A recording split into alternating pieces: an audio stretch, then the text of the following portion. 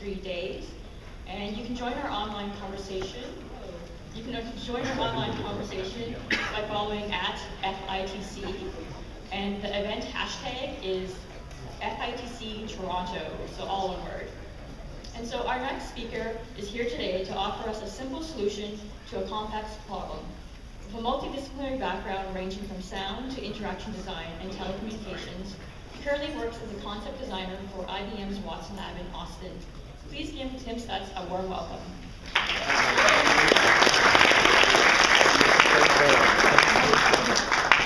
Thank you guys, really glad to be here. It's totally awesome that creative coding appears to have its own section carved out and scheduled in this room. So I know where I'll be for almost the rest of the day. Okay, so to start things off, I want to talk to you about my background, and we'll go way back. The year 1991. That's me, my brother next to me, and this app called KidPix, which basically changed my life. Before that, I was addicted to Legos, like many of you. And when I discovered KidPix, it was the first time I ever worked with it, like a desktop publishing application. And it just literally exploded. Like, I was in middle school at the time, and I had this class called computer class, which don't exist today. And there were different assignments, and once we got to KidPix, I literally couldn't stop. And I remember my teacher coming over to me and saying, Tim, we're moving on to the next project. And it's like, no, I gotta keep going.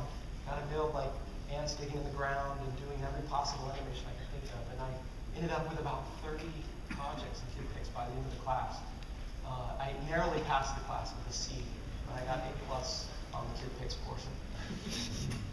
So, moving on further beyond that, I just had a string of obsessions with different tools that enabled me to create applications. And so when I got to college, I did my undergrad at CalArts. I discovered this tool called Maximus P. Many of you are probably familiar with it. Visual programming language. You can drag and drop connections, objects, and so forth. The end output being video or audio or a mix of the two. Also some really interesting things happening on the input side in terms of what you can adjust. So these are some of the applications that I built in Maximus P. The one on the top left is an app for a multimedia presentation on Aboriginal culture. It would stream video and photos and sound effects. There's 5 white surround scanners in there, all painfully laid out in Maximus P. Moving further on, an application to control the sound installation in Germany that ran for a month and over time degraded and then built itself back up. A synthesizer that hooked up to a heartbeat sensor so that music could move in conjunction with your heart. And then various other projects. I just really took a liking to this app. And so once I graduated from college, undergrad, 2003, I was looking for something to do, and there was no professional Maximus P programmer job for me waiting. So I had a background in sound, doing sound editing and stuff through the film school. And I went to work as a game dialogue editor. That's where a lot of people start out, editing dialogue. And I remember one of my first jobs was a game called Jade Empire for Xbox. Some of you might remember this game. At the time, it set the record for number of lines of dialogue in a game at 13,000. And here I was, fresh out of school, and I was given this task to edit the colossal dialogue corpus, literally, of this video game. And so this program on the left is called Pro Tools. Some of you are probably familiar with it. It's an audio editing application. So I got really familiar with Pro Tools. Let me tell you, like after the first 1,000 lines, I wasn't even using the mouse anymore. And eventually I was just kind of using it in my sleep. Going in, cropping the chosen take, doing the proper fade in, the fade out, getting rid of bad plosives like bad P's and gurgles and all that. And I got really good at it, but it wasn't that fun at all. So the game finishes. It was a success. The studio said, we have this other game, Unreal Championship 2, Spirit of Reentry, or delay every conflict click. And I said, great. And they said, there'll be 4,000 lines of dialogue. I was like, okay, this again. And they said, but this time, they'll be over a shortwave radio. All the dialogue is going to be in helmet, and so we need custom end squelches and beginning squelches for each character in this first-person shooter game. And I was like, whoa, okay, so I got to edit dialogue, and then I got to like add this other layer. So I'm thinking about all the time I'm going to have to spend doing this in Pro Tools. So it was then that I went back to Max MSP, and I decided I'm going to develop an application that's going to make my job a lot easier. So I worked 24 hours straight, and I made a batch editor that ingested all the dialogue and processed it the right way, processed it randomly to give it some interesting quality over shortwave radio effect, and then exported that into folders for the client. When I ran it, it took 7 hours to complete, and the job was done. And I'm cursing myself to this day that I didn't charge them for the job, and I was just billing hourly at the time. So all the dialogue is done, and I went to the studio and I said, what else can I do? They said, well, we'll have other games coming in. And I was like, no. I got all these ideas for applications and stuff to make your life easier. And they were like, well, they didn't really want to move on that at all. So I was like, I got to get back to school. I got to be in the right place to do this. So in 2006, I went to the Interactive Telecommunications program in New York at NYU. And going there, my goal was to improve the audio post-production industry. I wanted to create different tools that would improve workflow, some for digital signal processing. And as soon as I got there, my brain just exploded again. It was like Kid Pig's moment all over again. And I discovered something else called processing. And I found myself in this class called Introduction to Computational something or other. And I was just making tons and tons of processing sketches again to the point where I was letting other coursework go by the wayside. And I had like 3 or 4 final projects, and I just loved working in processing. Another thing that I was working on was physical computing. So in the top left is a microcontroller with spring-loaded joysticks. There's surgical tubing on the end of each joystick, and there's an Arduino there. And I had this idea for this, what I call the summation of gesture. So a lot of our gestural interfaces are like one point, like grabbing a knob or moving a mouse. And I wanted something where you could like push your hands through and track all that data. So I would use data from pushing your hand through the surgical tubing lawn to control graphics and sound. So after a couple of years, I was done. I made it through the program, and I had to find something to do to basically pay back the massive loan that I took out. And a lot of my friends were going to pursue jobs as interaction designers, going up to Yahoo and Google and the like, and some staying over in New York. And I said, yeah, that sounds cool. So I went to San Francisco, and I took a job at Fortune 500. And every day I commuted via Caltrain all the way down to Silicon Valley. And I became acquainted with UX in the more traditional sense. Up until now, I was developing applications, doing my own thing, employing a lot of experimental techniques, and doing usability studies for sure, but nothing like this world that I arrived on. And so it was a world dominated by wireframes and user flows, and I got familiar with it, and I did it for a couple of years, and I think I got pretty good at it. And I worked on one of the first Windows Phone 7 applications. But after that, I knew something had to change. By 2009, I had a bucket of UX frustrations. I didn't find the process to be necessarily that creative. The choices in the application could be driven almost entirely by user feedback, market research, patterns. If you let that into your process, it could consume you and basically take over. Now, this is not necessarily a bad thing for all applications, and I'm not advocating ignore the user by any means. But the user feedback was dominating, and the innovation wasn't really happening. Wireframes and user flows were kind of the main deliverable of the day, maybe still are. And I always see those as necessary tools to explain flow, but in the end they compartmentalize one's imagination. So I really wanted to push out, move beyond that. Another thing, UX frequently would fall behind the technology. It's kind of interesting situation where UX designers wait for the tools that they use, Photoshop, Omnigraph, and so forth, to incorporate the templates they need to design for these paradigms. So without getting your hands dirty as a UX designer, you could be designing for technology that was 2 or 3 years old, while engineers were using the latest and most innovative tech. And then finally, UX, I didn't see it as trying to make a statement, to show something new, and that was really important. And it was interesting because there was a conflict, right? Like UX, you want to create the smoothest application, the easiest one for the user, one where they won't even notice that they're there, that kind of thing. But I really saw this as like, to just have it be about that, we're missing something. So fortunately, around that time, a colleague of mine, Josh Nimoy, who did a lot of visual effects on Tron, the movie, and was really crucial in the processing project, he enlisted me to come and join him in motion theory, doing graphics programming on a really unique IBM commercial campaign where I was designing and programming. So I'll go ahead and play that video for you. This is data. Data generated from an electrical grid. From wires, streets, businesses, homes.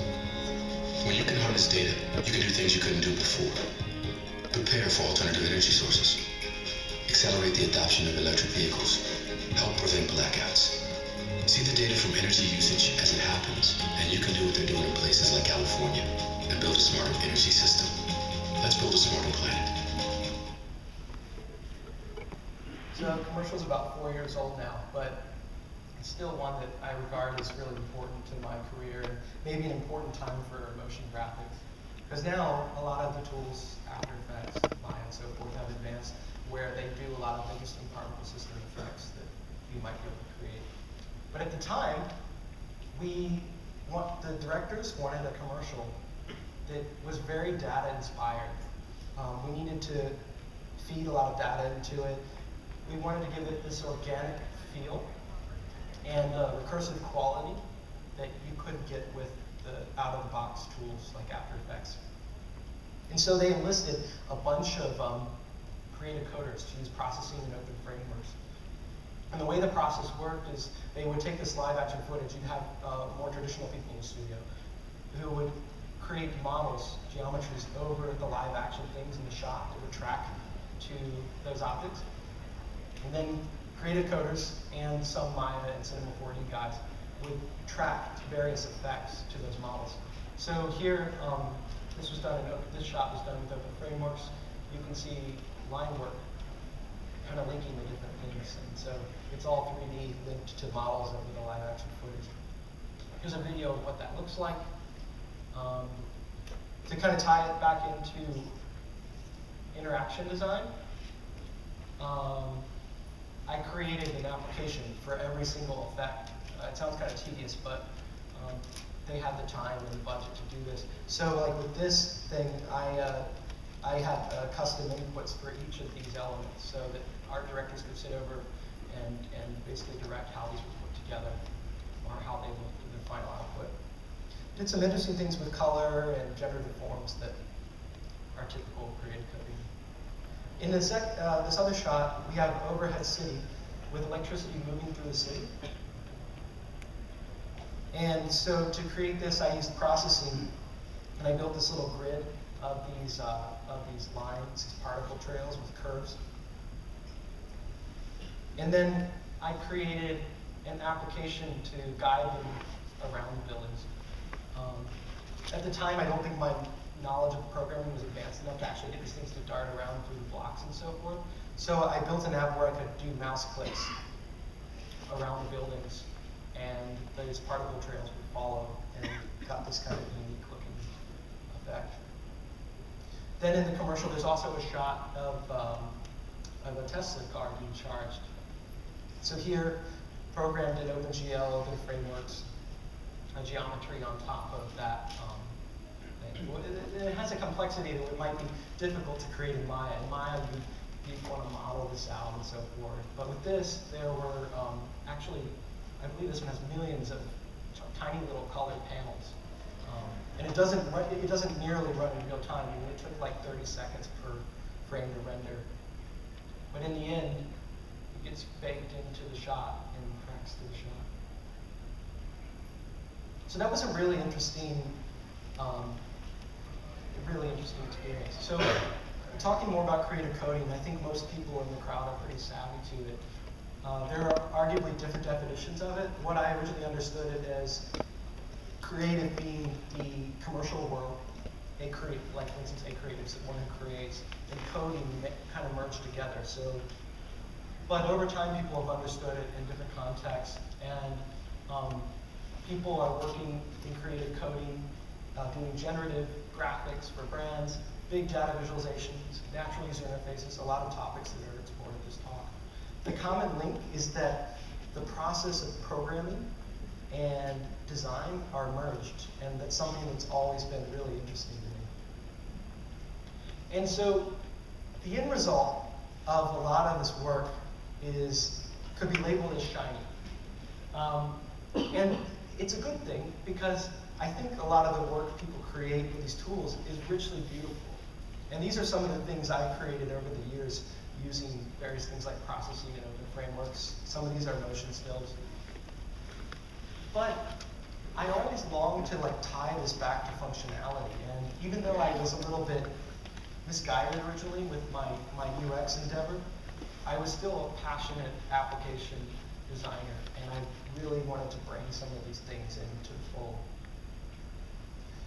I started promoting creative coding in a way that maybe is different than other people tried to promote it before.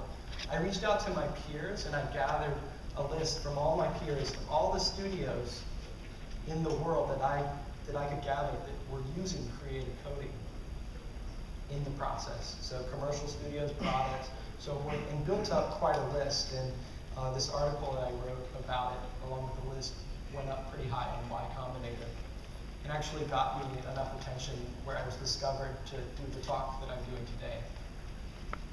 So let's talk just a little bit more about the tools of the trade. Open frameworks, Cinder, processing, 3JS, Unity. These are all things that you can use as tools. They're all mergers between the needs of an artist creatively and the technical needs of an engineer kind of coming together. So your tool, in a way, is like a mirror of the person using the tool. And there are many other tools, too, that I'm leaving off here. The benefits of creative coding. So individuals are beneficial in the planning stages because they're able to understand the limitations and possibilities of code. And that's something that's really valuable because as a designer, if you don't really know how far you can push it, one of two things could happen. You don't push hard enough, and there's a lot more you could have done, or you push way further than is possible. So there's a kind of wisdom in this role. And then being able to move back and forth between programming and design is something that generally speeds up the process, prevents intermediate handoffs. In some of my roles, I work with engineers where I design an interface, the engineer goes and codes it, comes back to me. But the ones that are the most rewarding are where I'm working on them both at once. And I'm able to move back and forth between usability, engineer, design, and make little increments of progress. Like say, oh, I want to move this pixel over here. Oh, wait, I want to try this. I want to do this 3D, 2D. So it's a process. And the end result is what I sometimes say is synaptic leaps and bounds through this process. One can make new discoveries that they would never discover otherwise. So the commercial world gets it. My question is, can the interaction design community in the software industry warm up to creative coding as part of the process? Now, often UX designers go to school, they learn these creative coding tools, and then when they get into a UX role, they find themselves wireframing, doing visual design and so forth, they might be able to use processing on a white space project or a project they do in their own time. A lot of people I talk to are like, oh yeah, I use processing in grad school. Well, I decided I was going to keep using the tools no matter what. So I really actively fought to push these together into one space. And in 2009, I founded Pushpop Design as a consultancy. The goal of Pushpop Design being to merge these two roles. And so working with like-minded people on these kinds of projects exposed me to some really interesting contracts and so forth. One of the really interesting ones was a project I did for Oblong. So Oblong is known for, you guys probably have seen Minority Report, the pre-crime interface that Tom Cruise uses to go into the future and solve crimes. Gloves.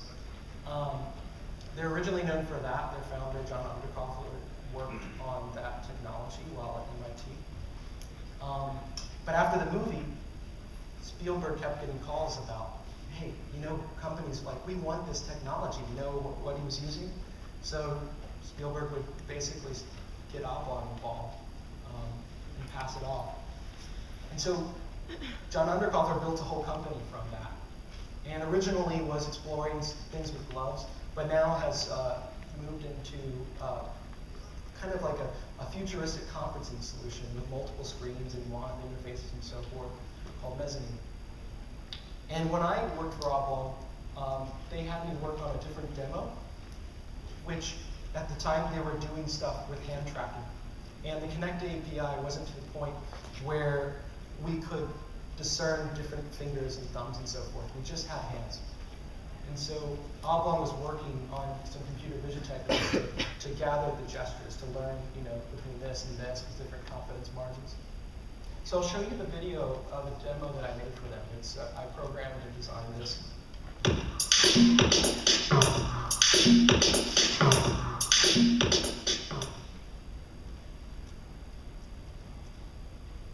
It's a little hard to see the tooltips that are floating over, but those white bubbles are basically telling you what gesture you need to perform next, since the paradigm is totally new. They shouldn't be lingering that long, but it's just part of the game. So every gesture, it's really quite a complicated process because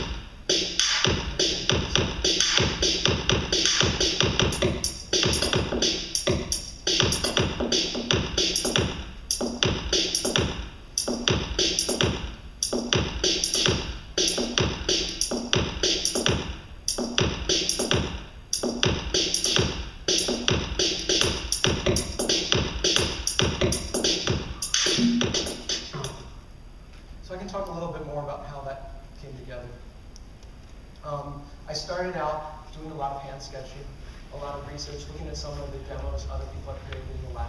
I noticed a lot of them didn't have interaction cues, and I thought, you know, people are going to be coming into these apps and they're going to want to know how to use them. And so there needs to be some kind of system in place. So I really focused around usability. I wanted someone to be able to walk up to the app and start using it and not even know what it's for. So that was a goal I set forth. So on the left, you see a wire explaining the drag and drop mechanism for samples on a timeline with the different steps. And then on the right, a way of drawing an automation curve over time so that a particular track would increase or decrease in volume based on that curve as the playhead ran by. And then bottom right, changing tempo using this gesture, moving it in and out. And so here are the wires, right? And I started, basically once I got that approved, I started programming this using the Cinder library. Traditionally, I'm an open frameworks guy, originally processing guy. This was my first introduction to Cinder. And so it was Cinder with Oblong's own GSpeak library, which was handling the gestural component, and C++ application written in Visual Studio. So I worked on this. I had engineers helping me out here and there, but mostly it's me working, doing the coding and so forth. And so as I started implementing, I kept designing. I kept going back to the drawing board, trying new things. And one thing that I realized early on was that you needed a simple way to just tell someone, hey, put your hand out. Because I had people from HR who'd never seen the app coming and testing it, and they would stand in front of it and do this and kind of move around. And they'd start typing, and that wouldn't do anything, and they'd just give me blank looks. So, really simple, hand. And then, so then when people come by, they stand there for a second, and then they're like, do this, and then it captures you, and you get a little check icon so that you know that you've been successful. Whereupon, your hand is now a cursor blob. The reason why a blob is because the way the point was being tracked, and it's smoother now with the new Connect, but the point was always moving, always wiggling. So rather than have like a wiggling point, I made a blob so that you knew in general where you were. So this blob would kind of engulf different things.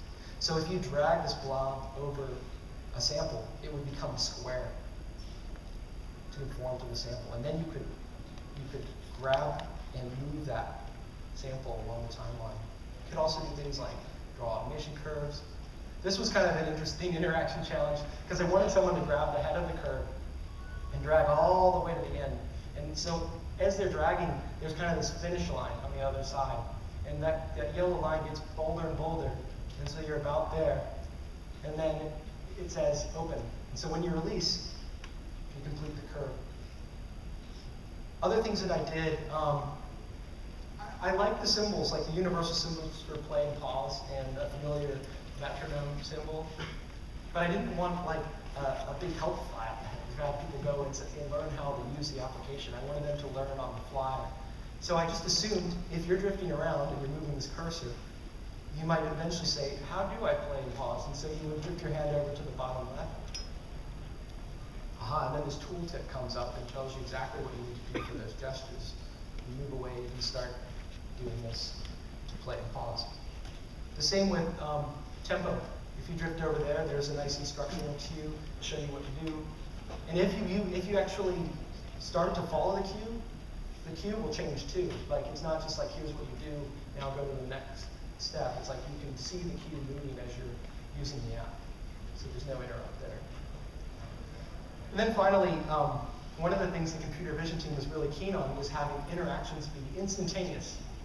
For the early Connect apps on Xbox, because it couldn't recognize fingers and thumbs, you'd have to you might be waving your hand around. You guys probably remember this. You'd wave to a menu, and this little circular thing would come around, and that's how long you would have to keep your hand there to confirm an important choice. And I fought back and forth on this, but I thought that's still a good interaction for some things, just not everything. So I made an interaction where if you drift to the top right-hand corner, you would erase what was currently on the timeline over time. This would spin, this bar would go side to side, and then it would vanish. But if you wanted to back out, you could always move away. And then finally, one of the most interesting interaction challenges. So, and it's funny, even now, 2 years ago, this was really hip up to date. Now we're already so far ahead. But the idea of the interface being unfamiliar, and a mouse, when we use a mouse pad or a trackpad, we don't even think about where the boundaries of that are. We understand that when we get to the end, we can swipe again. When you're dealing with something spatial, it's not as apparent. There are so many different kinds of sensors, like near field ones like the lead motion sensor, or bigger ones like Connect, that when you work in that space, you need to keep people in the sweet spot. So rather than have it so when you moved out of the reception of the Connect that you would just drop, I created this invisible 3D force field of a warning zone. If you got too far away, if you went way back here, the screen would go dark and an arrow would come in telling you need to move back. And the arrow wouldn't go away until you move back. Similarly, if you got too close, if you went too far left, if you went too far right, up and down. And it seemed to work out pretty well. And what you could actually do is, with Connect, you have a pretty broad area of reception. So if you wanted to force people to work at a point where they were 5 feet away from the screen, or let's say 10 feet, you could do so with the right cues. And then you could size the elements on your screen to fit that. Whereas if they were really far away, they might not be able to see. Another thing that would happen, an interesting phenomenon, is that your gestures were easily tracked more head-on. So you were at an advantage if you could get people into the sweet spot. And then I did things like having two people work side by side and two different gesture sets controlling different parts of the experience. The next project I worked on was for Honda Research Institute. Heads-up display. Again, designer programmer role, using open frameworks as a base with OpenGL on the top. So I'm not able to show it. I really was hoping I could show everything about this project because I think it's one of my favorite projects. But I only have the permission to share just a small part of it with you. So I can explain how this project works. So imagine you have a car, you're driving down the road, and there is a sensor, IR sensor camera along the bumper, kind of detecting different objects. And you as a driver, need a system where we can overlay helpful infographics onto the thing running into the scene. So a person runs across, we want to be able to highlight that person. The scenario is called, did you see that? So people, bikes, animals. I mean, there's a way to identify a specific thing and give it like some kind of treatment so that you know the difference between an animal and a bike. That's great too. All that stuff can be done with computer vision. But the real challenge, and the one that thankfully was out of my hand, was combining all these things so that as you were looking out the windshield, the system would track your head position. There would be a projector going up onto the windshield with the graphic, and that would align to the data coming in from that front bumper. And so this was a really interesting technology that they developed. And so I was able to work on design concepts around that. So with the scenario for Did You See That, I created an application where you could simulate someone walking across a crosswalk. So someone would come along, and then there'd be this highlight treatment. And the client said, we want lots of possibilities. We want to be able to tweak things. We want to be able to take that code and just dump it into our engine. And so after I programmed it in Open Frameworks, I went and took all the geo-primitive stuff and made it in OpenGL so they could just dump it right into their engine. And furthermore, I made it so they could alter these sliders off to the right-hand side to their liking and then export those settings. This UI on the right-hand side, you would never see it as a user of the application. The driver, you would never see this. This would just be for testing. So having the UI as a way of testing an interface concept is interesting. So things I learned from push-pop design. You want to seek projects where creative coding is beneficial, if that's your aim. Earlier on, as a UX designer, I was frustrated because I tried to insert creative coding into every little thing. I remember when I was working at Intuit, and they're a finance software company. And within a couple weeks, I had this great idea for like a 3D diagram system. So I drew up a sketch and I started programming something in processing, and it just didn't sell. And so you can push, but at some point you have to accept that there are domains to do this and domains that maybe this isn't a place for. So I learned to find projects that were in those domains. That's absolutely crucial. And then finally, you want to establish your role and final deliverable expectations early on. So are you a designer? Are you an engineer? Are you a prototyper? The labeling changes the way you're perceived on the project. I had one project where I said, yeah, I'm the engineer. So then I was the guy responsible for executing everything, like from start to completion in a very tight deadline with a very huge application. And I learned from that. The next time, I need to say I'm an engineer rather than a lead engineer, or I'm a prototyper. All depends on the role. You want to be flexible with your planning deliverables. I watch a lot of my peers in creative coding. They just create a code and they do it really well. It's great. But there are times when you could create a hand sketch, times when you could go into Photoshop, create a little sketch, like a little diagram, times when you could have a conversation. And what unfortunately would happen is people would get buried in the code and say, I need 3 days on this. So the producer's waiting around in the commercial for this awesome effect. And after 3 days, they see it, and they're like, this isn't what we're looking for. So you have to be incremental. You have to know when creative coding is right. Also, addressing usability issues while in the process of making. This is really hard to do because our minds, left brain and right brain, perhaps get into an area where we want to solve all the engineering problems and optimize the performance of the thing, and then we end up neglecting usability. So what I ended up doing is I would like spend a day on either, kind of designate time. Okay, today I'm going to go in and with the Oblong project, I'm going to make that drag interaction better. And then tomorrow, I'm going to find out a better queue system so that the users know when they're hovering over. And then know when it's time to explore and when it's time to commit. The exploration is really fun, but sometimes you just, once you get a design nailed, you've got to just see it through to completion. So after Push Pop Design, I went and took a full-time job at Watson Labs at IBM, Austin, Texas. And this was a really interesting opportunity. I was approached by the lab, and they were doing a lot of interesting things with 3D. And they had a lot of references like Minority Report and Iron Man, Tron. And you know, a part of me was like, oh gosh, we're gonna have to create this sci-fi world that doesn't exist. And then I was like, well, wait a second, why don't we like take a different approach here? Like the fact that they're promoting these things and they're not like, look at this flat web application, could be a perfect application for creative coding and doing some innovative design. So I went for it. And you guys have probably all seen Watson competing on Jeopardy in 2011, cognitive computer that beat Ken Jennings. This is a shot if you have it. So this was a really big deal for IBM. And after that, they launched into a whole separate cognitive division, and they put a lot of money towards that.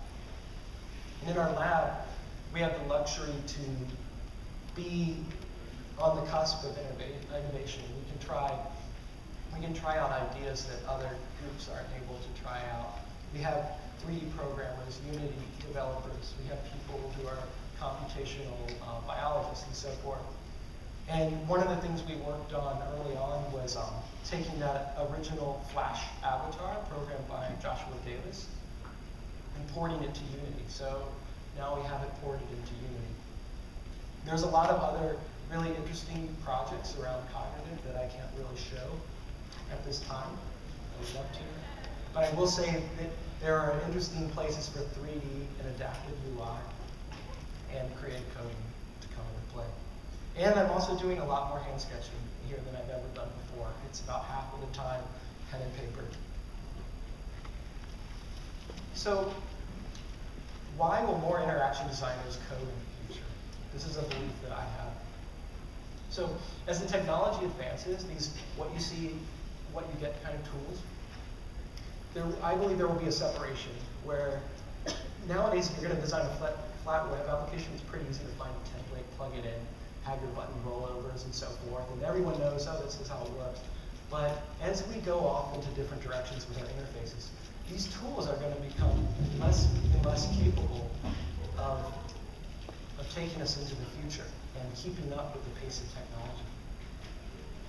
We're in the middle of a massive paradigm shift of what an application is. So I give the flat web as an example. 5 years ago, if you were looking for a job as an interaction designer on LinkedIn, probably 99% were flat web applications, maybe 1% something else. Well, that smaller percentage is growing. And it's not just growing, and I'm not giving flat, I'm not trying to be critical of flat, by the way. I think there's great places for flat UI. But to say that there are other dimensions. So hardware coupled with software and unique combinations, sensory input, startups with proprietary interfaces and sensors. All these things that lack the templates. So as designers, we need to meet the challenge of getting our hands dirty and using the actual technology. And you don't have to be an amazing programmer. I don't have a computer science degree. I've just been driven by a passion to create something innovative. And that's kind of kept me going all along.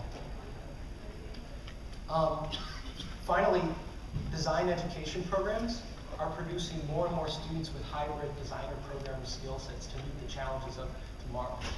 When I was originally in school, I thought, oh, it's really cool that they have like designers learning the code and do all this, and it's really fun, right? But I think what we're seeing is that as we move into the future, people who have these kind of skill sets from school are going to be really valuable as interaction designers. And you're going to see less people coming in with this hybrid skill set and being made into like a wireframer or a graphic designer and not using that technology that they learned in school. And more people coming in as hybrids. So it's a very exciting time for students and everyone else. So thank you very much.